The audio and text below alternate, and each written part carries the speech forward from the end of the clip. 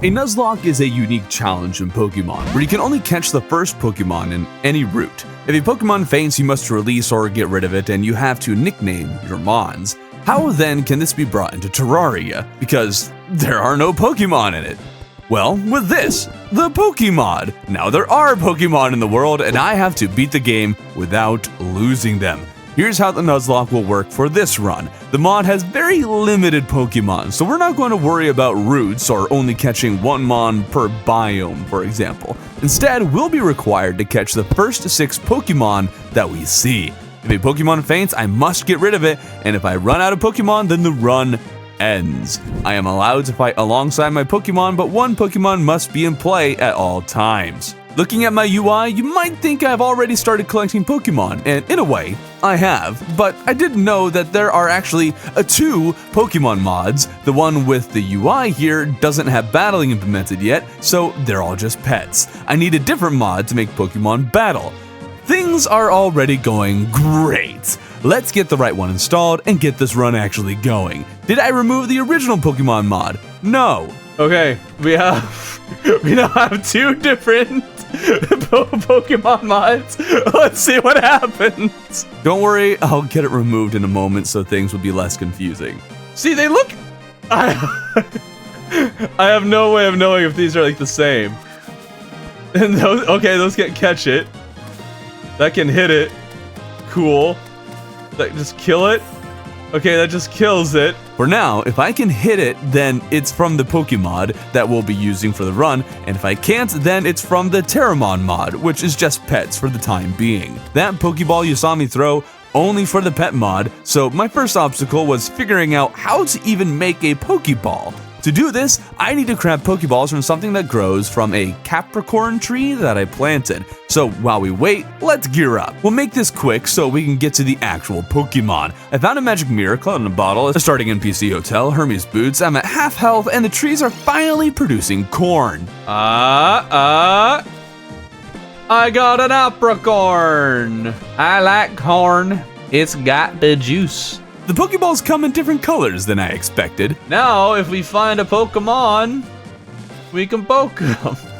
We can actually use them, so that's nice. The challenge is now in full swing. The next 6 Pokemon I come across, I am required to catch. No ifs, buts, or whats about it.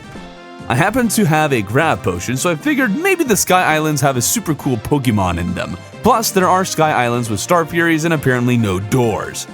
Why is there no door? Why is there no door? I got a second Star Fury and 2 Sky Lakes before touching down in the tundra. I traveled quite a distance actually until I finally ran into the first member of my team. And? Yeah! A Nidoran! Yay! I like Nidoran. Nidoran's awesome. My stream was allowed to name the Pokemon, and so the first member's name is Thorpin, the Nidoran.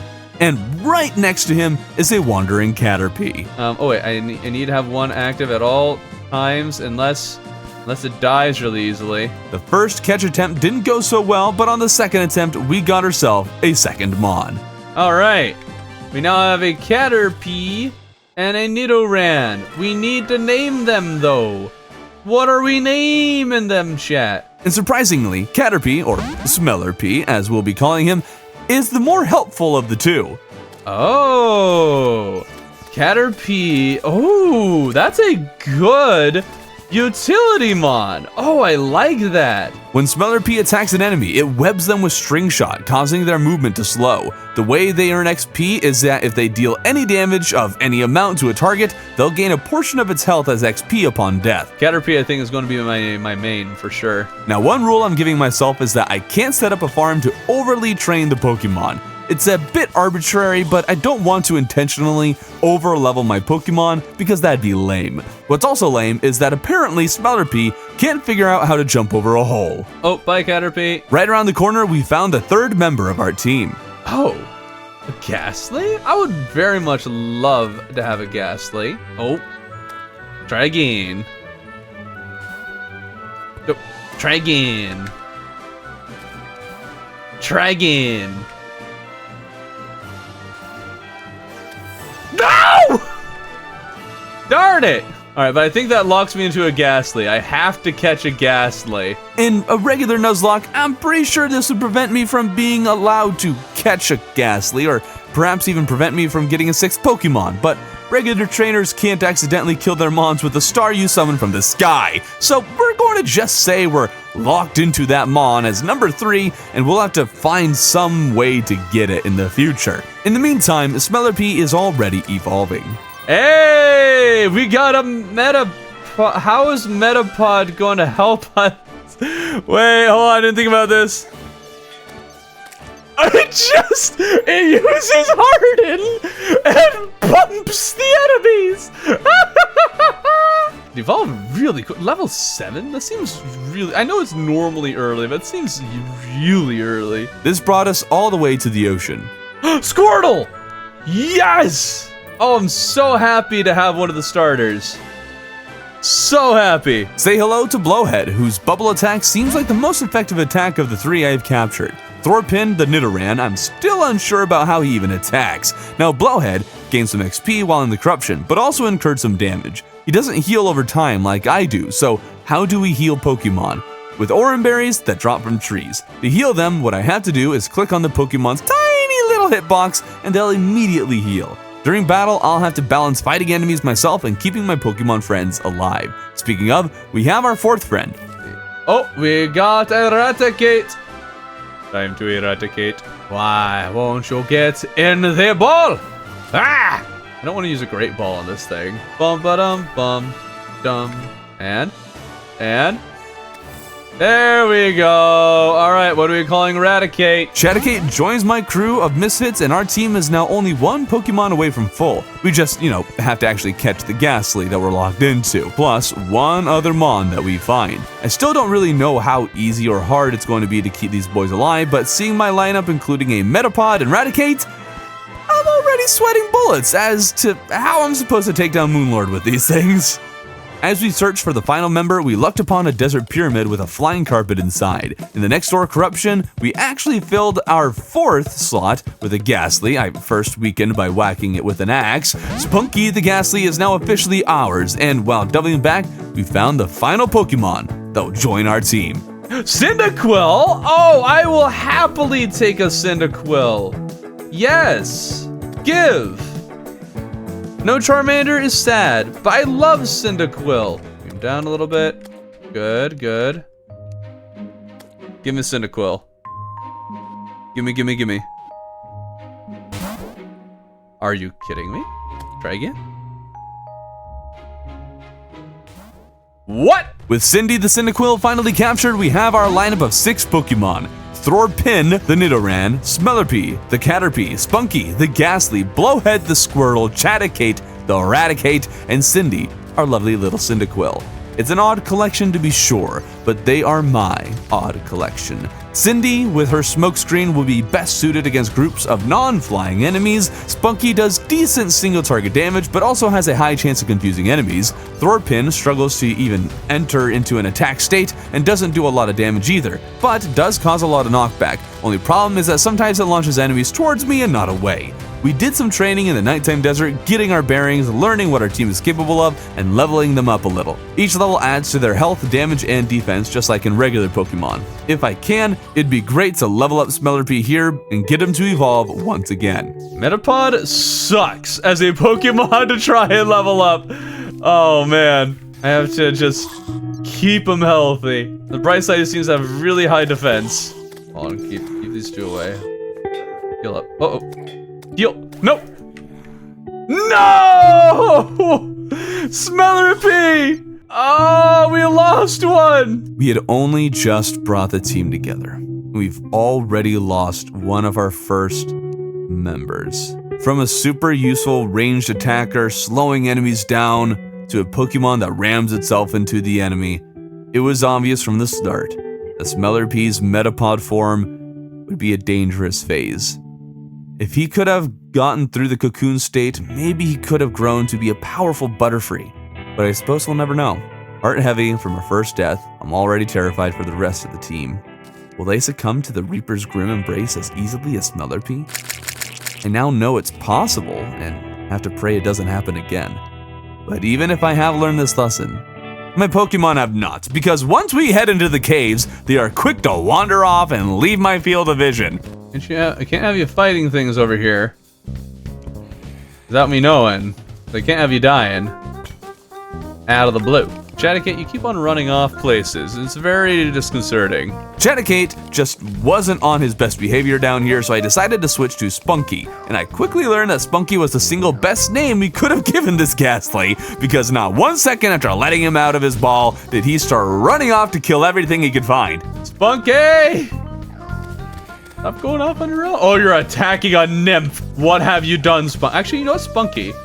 Keep her confused. There we go. He was going to give me a heart attack, so I switched to Blowhead the Squirtle, and he's just the most obedient little boy, hardly ever leaving my side.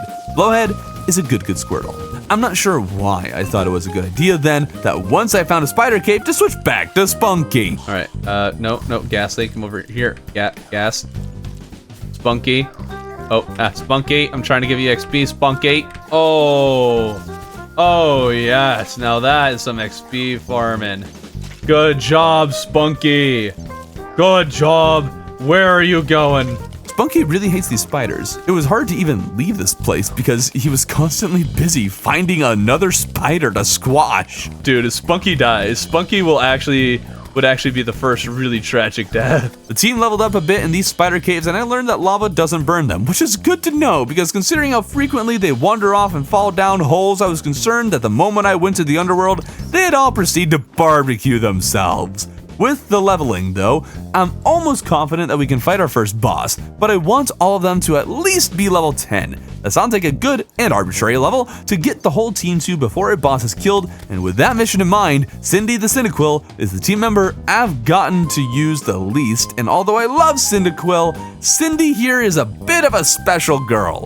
Her attacks are very few in between, and although its area of effect is good, she can't hit a flying target to save her life. Bringing her to level 10 was a test of patience and sanity, until I could finally switch to Thorpin the Nidoran, whose knockback breaks the rules of Terraria itself. Oh, it does knock back against the lion. Now they're all at level 10, and you might have been thinking down in the caves that there has to be a way to control these children of mine. Well, there is. With the trainer's glove, I need 50 silk to make this thing, hence the time spent in the spider cave. With this glove, I can tell my Pokemon to not attack, give them a target, whether it's a mob or just a spot on the screen, or auto attack like they have been doing. Generally, leaving on auto attack is the way to go, but being able to choose my target I'm sure will come in handy in the future, especially against bosses. Now with my team leveled to their desired level, I was considering fighting a boss before realizing that my own level is a bit low. And by that, I mean my health needs a lot of help. This is particularly bad because making a Poke Center item to heal all of my mons costs 10 heart crystals. But since I haven't explored the jungle at all, I figured I'd set up shop there and hope for an abundance of heart crystals, and that the man-eaters are not also Pokemon eaters. But the man-eaters were not what I should have been worried about. See, a beehive was just below spawn, and I was afraid a barrage of bees could kill Blowhead, so I used Spunky's absolute lack of self-control to my advantage, leaving him to fight whatever is off-screen while I dealt with the bees. But the moment I broke through, I hadn't seen Spunky for a little while, and that made me nervous, so I switched back to my Blowhead, and my most reliable Pokemon, the one I thought I could trust the most, made a rather big oopsie. Well, that seems like as good a time as any to end a stream. Moving on, my fear of man-eaters was not without reason. Since they travel through the same blocks that Spunky does, they bumped into him a lot more than I was comfortable with. Surprisingly, Chaticate was actually the best Pokemon in the team to deal with the jungle. He tends to wander like the others, but unlike Blowhead and Cindy, he can attack through walls, and unlike Spunky, he doesn't travel through the walls and into the man-eater's mouth. Even more impressive than all that, he actually dealt more damage than me, making him highly effective at farming levels and more than capable of keeping the mobs off his back. I tried using Thorpin, but he struggles with targeting enemies and didn't deal nearly as much damage. And remember how he had a tendency to knock enemies toward himself? That's a problem. But we'll level up, so maybe it'll become worth it eventually. But let's not forget the reason we went down here in the first place. Where are all the life crystals in this world, though? Like, really? What? Buddy. When all was said and done, we're still 80 health short of full, but have gathered just about everything that I need to be able to fight bosses with confidence.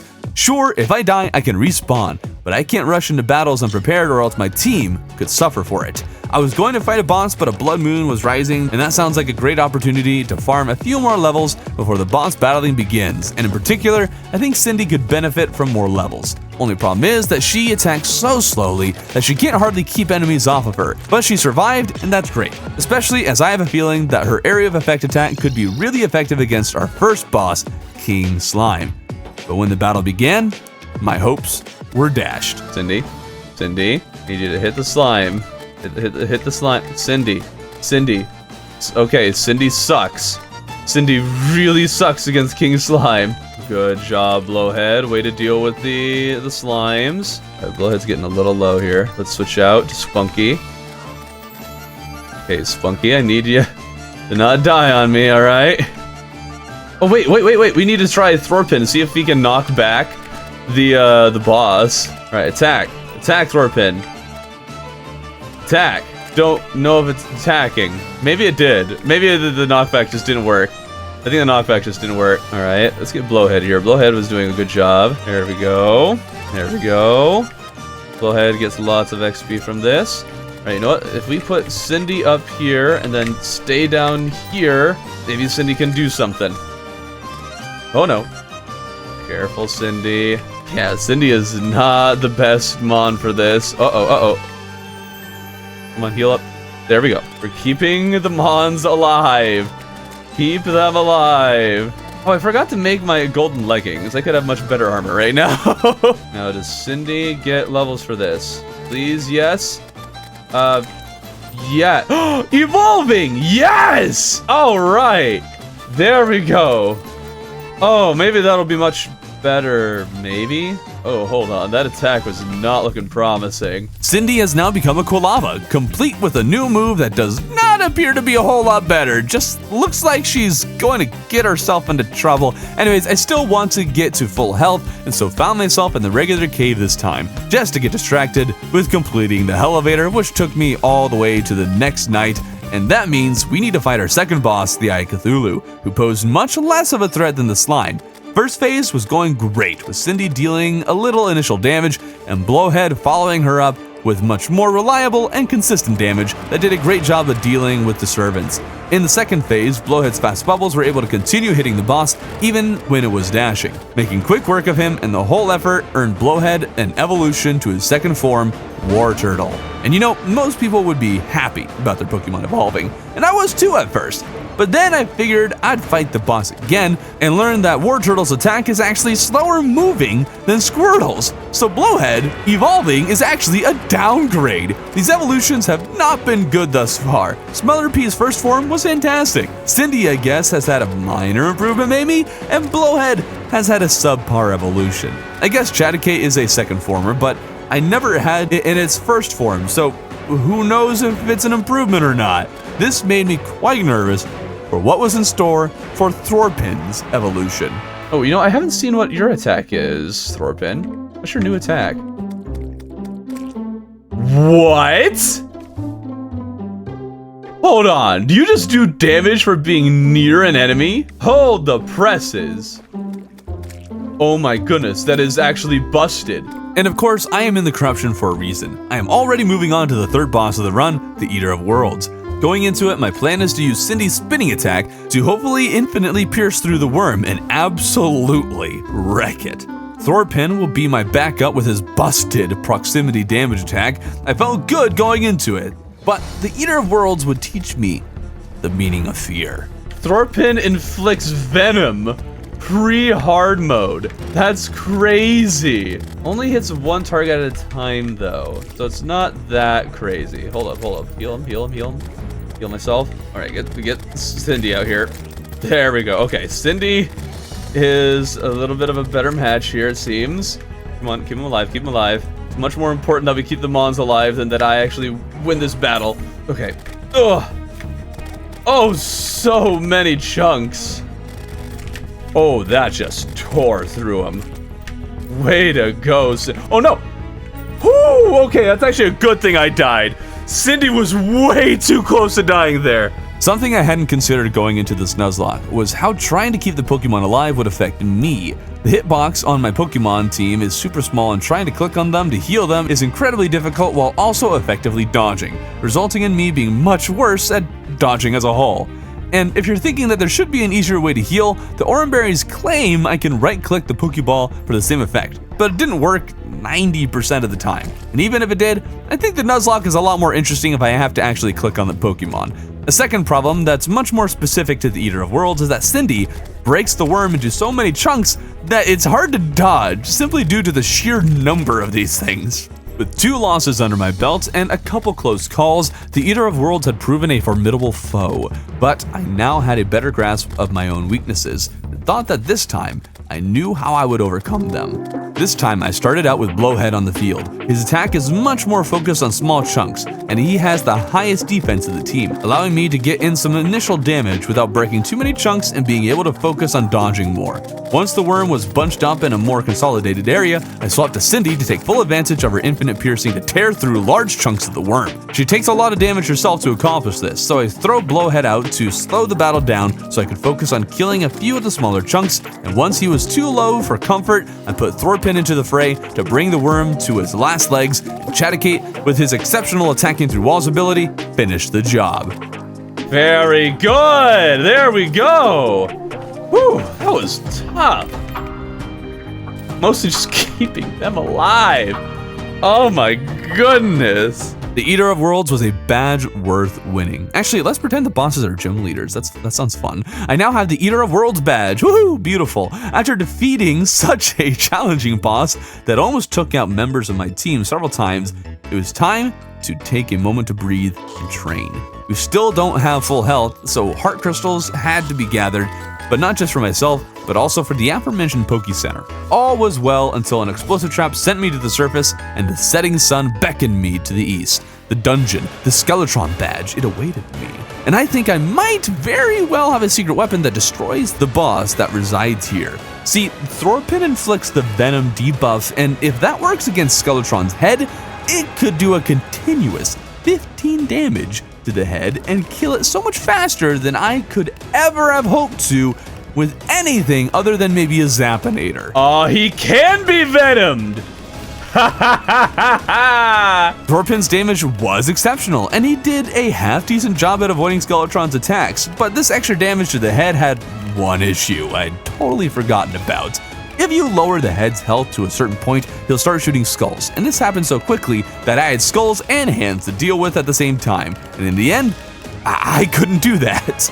With my chance at Skeletron burned for this night, I turned my focus back to gathering heart crystals, but I didn't have much time because the Goblin army was finally approaching. Alright, let's throw out you. Pretty good against the Goblin army here. He can just handle that side of the map on his own. Way to go, Thorpin. Oh, hold up. Oh, whoa. Whew. Don't let them die. Let's see how Spunky does here. So you want to float onto the ground or hide underneath it. Hiding underneath works, and you confuse them, which helps me a lot. I was initially hesitant to have Spunky fight the Goblin since he wouldn't hide under the blocks and floated out in the open.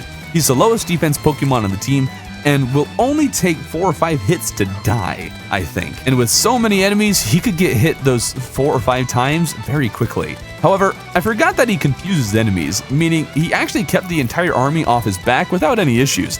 Beating the army let me find the Goblin Tinkerer and finally combine my accessories. These combined accessories made it much easier to fight Skeletron, but not only that, but utilizing the Trainer's Glove, I could tell Thorpin to target the hands first this time, making it so I don't need to deal with them and the skulls at the same time. This made Skeletron into the easiest boss to beat yet, with Thorpin hardly even being hit and the Venom dealing probably the majority of the damage. Skeletron was down. Before heading into the dungeon, I wanted to evolve Spunky. I think he'll be the best member of the team to handle the dungeon, but I'm too nervous about him to go down there when he's in his first form. But he's really close to evolving, so I killed the King Slime one last time to push Spunky over the edge to his second form. And let's go! Spunky's a Haunter now. Alright, how do you work now?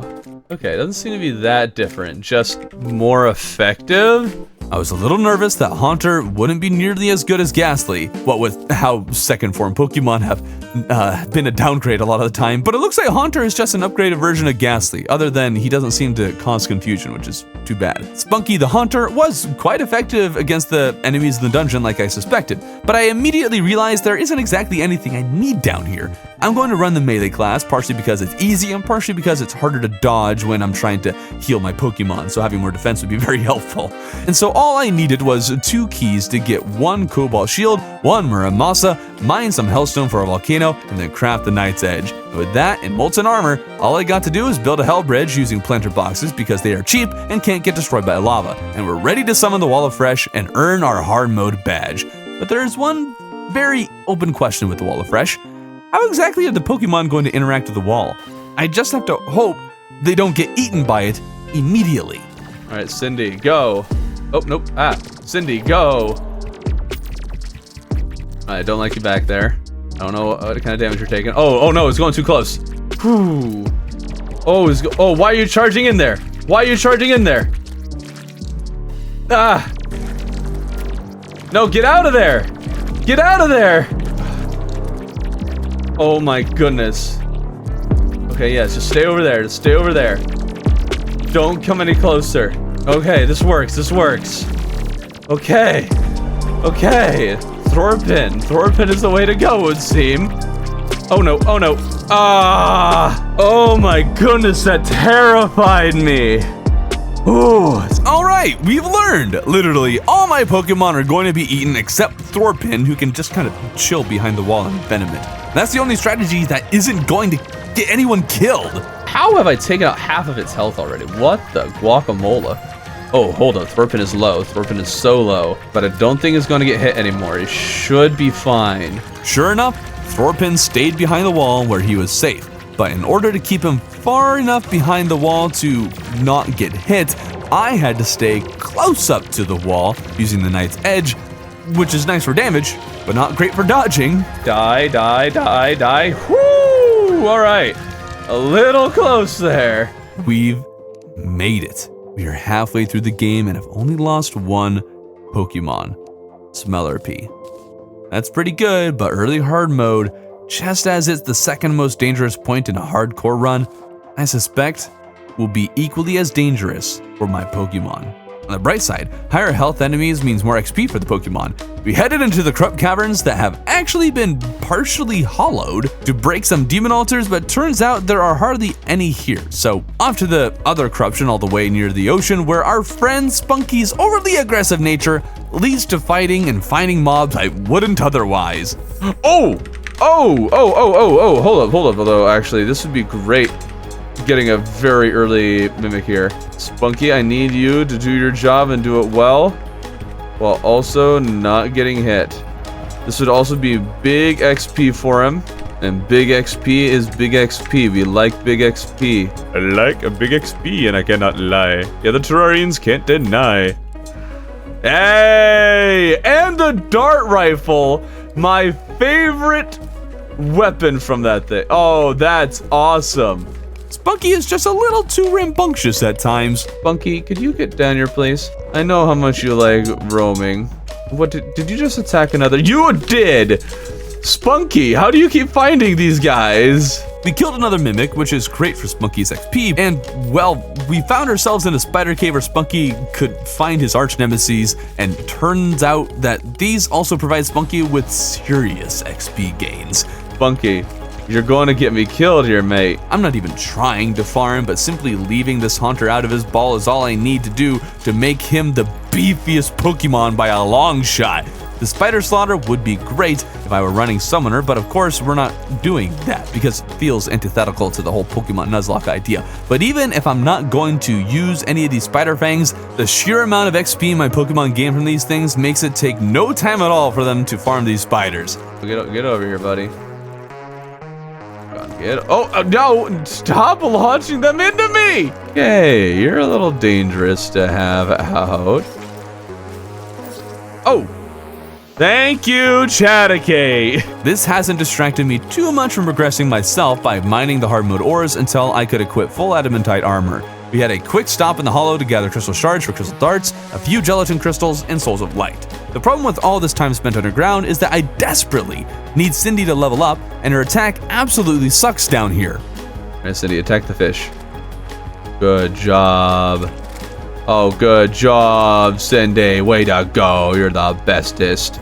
You're the bestest little Kawava. But I hadn't had her train in the spider caves yet. Hopefully, Kulava can get a lot of XP here. And I also planned on making some straight hallways, thinking it'd help with mimic spawning. I could use a few regular mimic drops and mostly their accessories. And these straight tunnels should make it easy for her to dash. Maybe spiders are a good match for you. Maybe.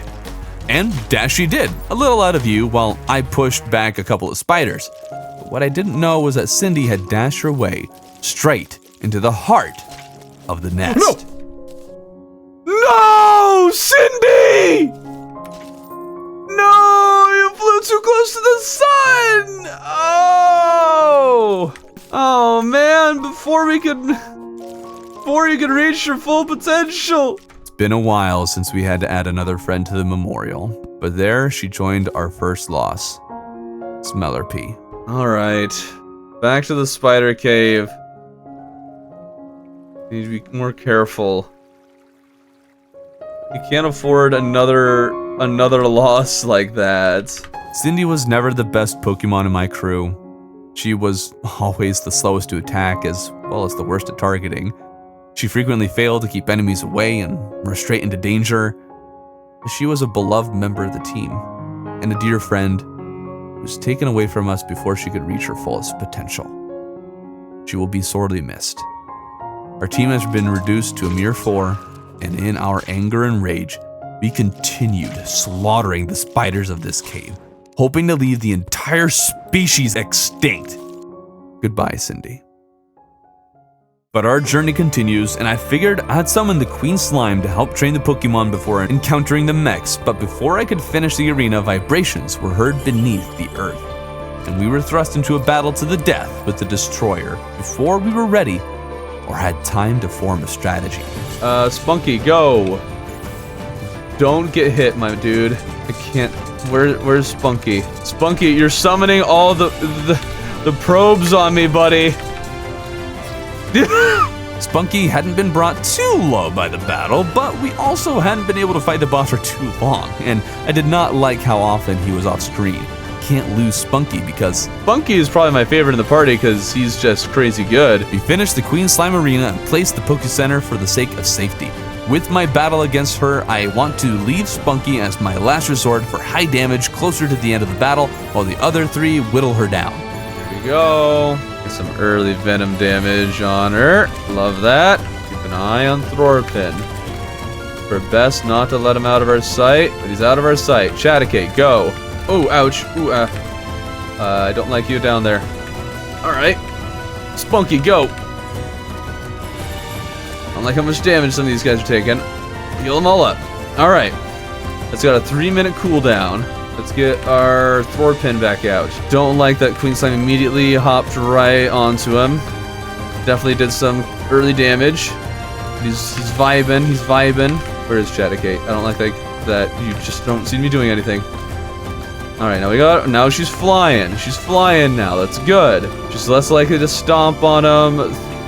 You're just not going to be helpful anymore, War Turtle. Okay, there we go.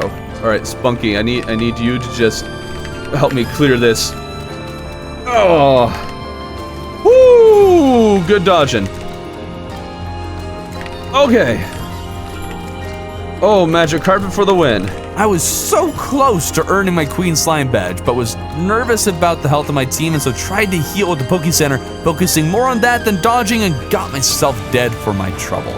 Turns out the cooldown on it hadn't ended, so I basically threw the fight on accident. But Queen Slime opened my eyes to the total lack of wings in my accessory slot, so we went up to kill a wyvern that didn't get Blowhead a single XP for some reason, but I did get really good luck with 20 Souls of Light dropped from the first wyvern. With our new wings, we challenged the Queen Slime gym leader, Queen Slime. Does this bit even work? Blowhead became my main Pokemon for the battle. His attack sort of sucks, but his defense is crazy, so I could be assured he would be safe for a long time. Chaticade and Spunky were my mains for the second half of the battle, but Blowhead is super close to evolving, so I brought him out in the 11th hour to give him the experience. Need you to hit the boss so you can get XP. I just need to not die. Okay, he's hit. He's hit Queen Slime. There we go. This brought Blowhead just short of evolving, and so we returned to the spider caves to push him just over the edge. There it is! Oh! Oh, that's... No way! Wait, what's he doing? Blowhead? Ouch, you want... Blowhead, you want to help me out a little bit? What are you shooting? I need to tell you what to attack. Oh, okay. So Blowhead would seem to be the perfect embodiment of the stereotypical jock. He's super strong and threatening, but is also a bit of a dunce. Without me telling him what to shoot, he'll just randomly blast his water cannons up and into the ether. This will make him considerably harder to use, but with a trainer glove to tell him what to target and his exceptional damage, he still might be useful against bosses. To test my theory, I tried Destroyer again. Blowhead didn't do the greatest damage-wise, perhaps because he could only target a small part of the body and wasn't targeting the worm as a whole, causing him to be confused, but at least his defense is so high, I could just leave him to do his thing. Battles still didn't go great, but I just so happened to be the luckiest person in the world because I brought the Destroyer down to about 1,000 health when I died, and a star just so happened to hit it before it could run away. No! Finish it! Hey, we still got him! We still got him! It was sloppy, but sloppy is still good enough to win, and with the Destroyer down, Blowhead was able to prove himself against the twins, dealing probably more damage than I was, making the twin badge an easy victory. Oh, Butterfree! Oh, that's so cool! I could have had one of those. 2 mechs down, including a second Destroyer kill, and we have full hollowed armor and Excalibur. And it's great we crafted it now because a solar eclipse was happening, and these enemies have an insane amount of health, making them an even more efficient XP farm than the spider caves. So we trained for the entire eclipse without anyone getting too close to death, and when night rolled around, Blowhead was able to flex his cannons once more to obliterate Skeletron Prime. Mechs down, it's time to challenge the jungle once more. We need to find Chlorophyte and... It might take a while to get a Terrible. We might just sleep in... Oh, well, never mind. Wow, super lucky with that. In pre-hard mode, it scared me allowing Spunky to roam freely, and he was in danger a few times, but at this point, he's so strong, he can 2 or 3 shot most of the enemies with his fast attacks. Nothing stood a chance against my Spunky. He's just too powerful. So powerful, in fact, that the jungle wasn't even a challenge, and we were on our way to challenge Plantera when he pulled a little prank and summoned Queen Bee. Be dead, I made a quick jungle arena to kill Plantera with my boss slayer, Blowhead. No, Skeleton Merchant, hold up. Aglet. No! I need an Aglet! Alright, already second phase. Blood's taking a little bit of damage, but he's still fine. Don't jump into it, you fool. Wow, I'm having some good dodge in here. Easy! We steamrolled Golem, which happened to be even easier than expected because Golem wasn't doing any damage at all to Blowhead. I'm feeling pretty good about my team of 4 and their chances of survival. Only 2 more bosses we have to fight, but we have a little work to do. First, I assembled a larger arena for Moonlord. Then I bulldozed large portions of the world just below the surface with a Spelunker potion and searched for a wooden chest because I haven't gotten an Aglet this whole time, and so I'm stuck with Spectre Boots, and lightning ones would be super helpful against Moonlord. Without an Aglet, maybe we'll farm Pumpkin Moon for a Witch's Broom. And no, I'm not fishing for the Aglet. Some more gear we need is the Terra Blaze, so we summoned another Solar Eclipse with even beefier enemies this time, like the Nailhead, one of the most annoying mobs of the game, but since the Mons don't take damage from projectiles, they could cook these guys for more of that sweet easy experience, allowing me to bring the whole team up to over level 50. But without a broken hero sword and the day coming to an end, we'll have to wait another day. Sure, our mons are strong, but now I have to do some training, and while we fight, I figured I'd head to the Hardmode dungeon. Down here, we'll collect a little ectoplasm to craft the pumpkin medallion. Since I can't find an aglet, to save my life, we're stuck with specter boots, and fighting Moonlord with those is not recommended. So a pumpkin moon can give us the witch's broom I mentioned earlier and allow us a much better shot at beating the final boss. We got a tabby in the process, which can replace our shield of Cthulhu. Come morning, we summoned another eclipse and got Mothron early in the event. Boom, and the broken hero sword. There we go. Without a sundial, we can't skip the rest of the eclipse, and there's nothing for us underground, so I trained my team some more for the coming battle with the world champion. Blowhead in particular needed more training. As my best boss killer, having him at a higher level will simply make him all the more effective. We didn't actually finish the entire Eclipse event though, because I got bored and went straight to the Cultist. We're itching for the final boss fight, and the Moonlord's disciple stands no chance against my all-star team. Especially since my trainer's glove is able to detect where the real Cultist will appear among his clones before the sprite even appears. Oh, and he can auto-target the correct one. Oh, that's busted.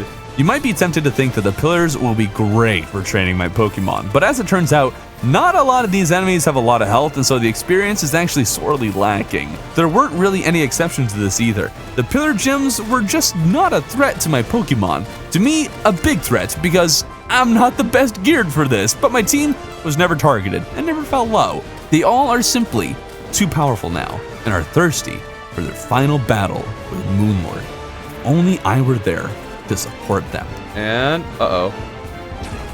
Whoo! All right. Oh, wait, what? I was low? And I failed them not just once, but twice. Oh, but we're in a terrible position. Oh, we're toast. Oh, well, we tried. We tried that. I'm sorry, guys. Chaticate, Blowhead, Spunky, Dorpin. I am not deserving of your love and effort. I have failed you all twice. You all are doing fine and are honoring the memory of our fallen. It is I who needs to step up this time. While the sun shines, we need to increase our health as much as we can, and we don't get very far, but when night arrives, it's time to get the most important upgrade, the Witch's Broom. If you've seen the Pass the World on Legendary collab video, then you know that I used a Witch's Broom to defeat the most difficult Moonlord battle of my life, and was able to effectively dodge a much more difficult Moonlord battle than what I am up against today. This broom alone will push us over the edge, but my Pokemon were not slacking, in particular, Blowhead. Wait, level 67? Oh my goodness, he's grown 7 levels in this event already? I had failed to consider how many high health enemies could be found during this event. Blowhead got double-digit levels, maybe 15 over the course of the event, and was in the mid-70s after fighting the Pumpkin Moon just once. No Witch's Broom dropped, and I thought I'd try Moonlord once more now that Blowhead is a higher level, but once again I am the problem. Witch's Broom must be obtained, and in the process we'll level up Blowhead until he can decimate a small army with a breath.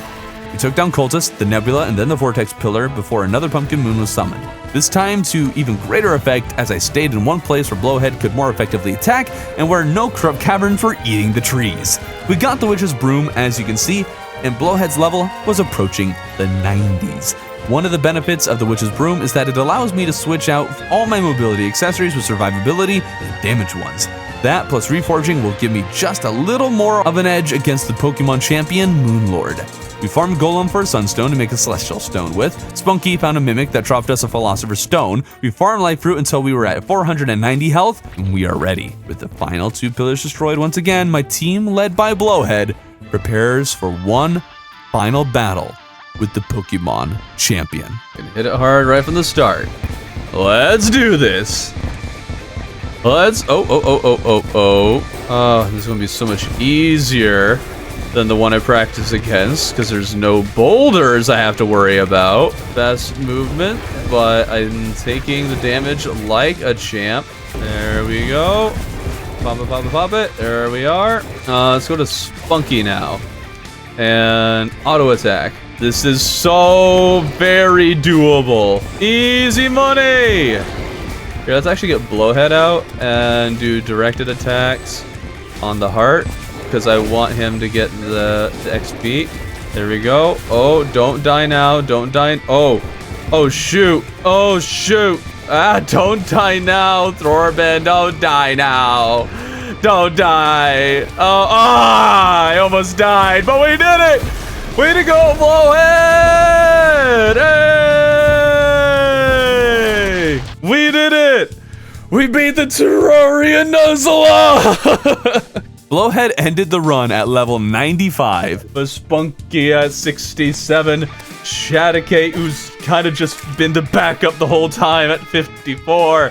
And Thorpin, who did great at times, but in the late game was less and less useful, as Venom was no longer as powerful at level 55. And that is how I defeated a Terraria Pokemon Nuzlocke. We lost a few of our friends along the way. But in the end, our training paid off, and we were able to conquer our greatest foe, become the Pokemon champion of Terraria, and officially earn the title of the very best.